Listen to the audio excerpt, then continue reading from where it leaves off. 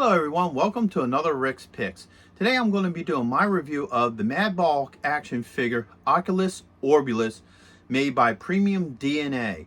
So, wow, try saying that one twice. It took me a couple takes.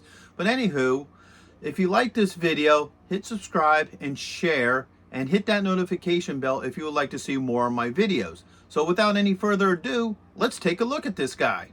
Alright, so here's Oculus Orb in packaging. You have this nice green background with the dark green, detailing that allows you to see all the different balls.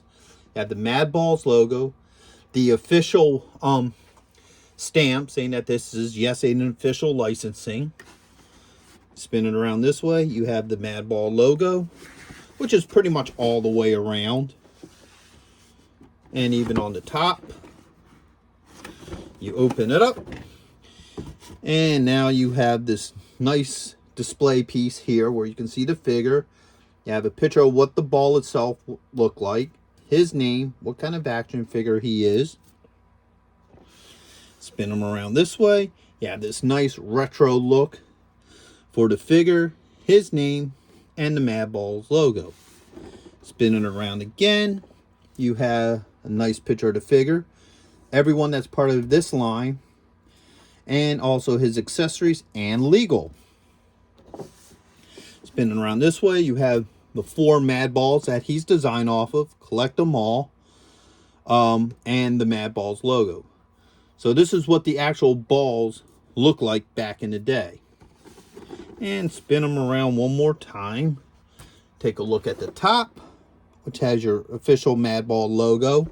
And you can also see them through the clear there as well. And your skew and warnings. So without any further ado, let's take a look at this guy. Alright, so here he is out of box. And once again, these figures are very heavy. They have a nice weight to them. Let's give them the spin around. The detail on this thing is just amazing.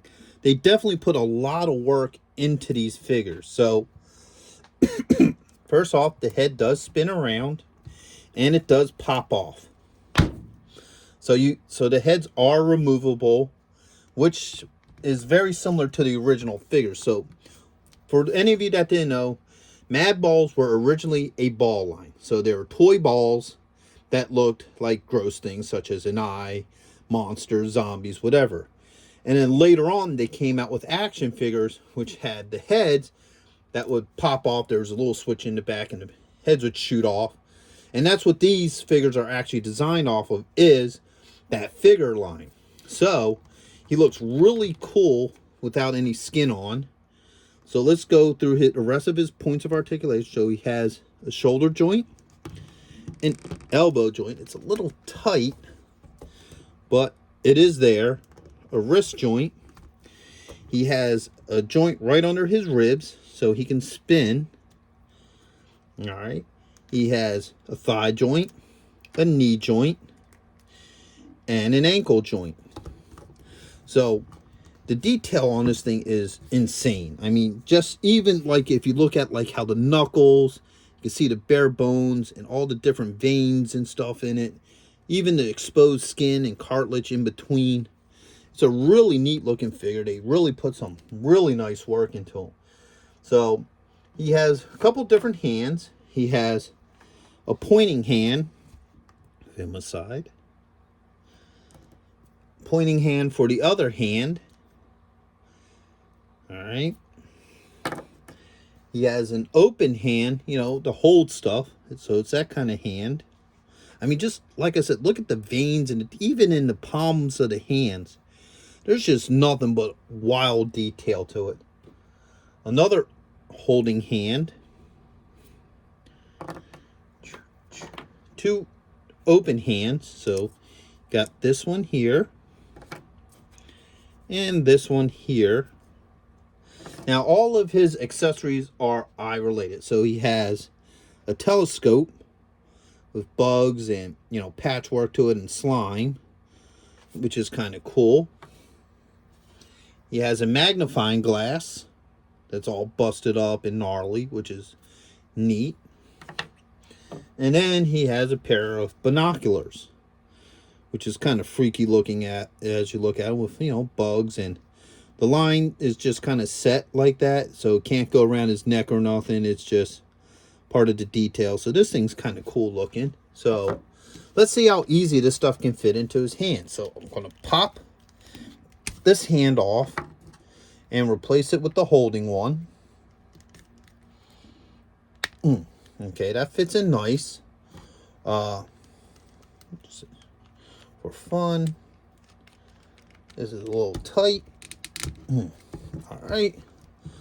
So that does go in there. I'm sure if you could play around with it enough, you could probably get them, you know, looking at stuff with it if you spin it around the other way and what have you. So if I took this and actually went like this, you know, you can have them looking at things and what have you. So that's kind of cool.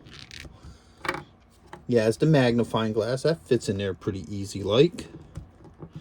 So now he can, you know, look at things through that.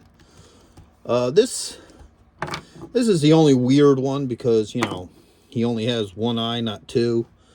You know, I guess this is more for a gag kind of thing. Oops, almost lost him there. Not exactly sure how this is meant to fit in his hand. I guess, there we go. Put it in like that so he can, you know, have these as well. So these don't fit as well into his hands as the other two, but I think this is more of a gag piece, or maybe they needed a certain amount of, you know, gimmicky stuff with them. So overall, he's a really cool figure. He would go nice with anybody's monster collection, you know, or horror stuff, or if you're into retro 80s stuff, he would definitely work with your collection. So overall, I would say, you know, he's worth having. So with that being said, I hope you liked this review. If you did, hit a like, share, subscribe, leave a comment. I'm always happy to hear from you. And I do have a Madballs playlist and other gross out toys from the 80s. So if you want to check out the rest of these figures, just, you know, take a look at that playlist. With that being said, I hope you all have a nice one. Late.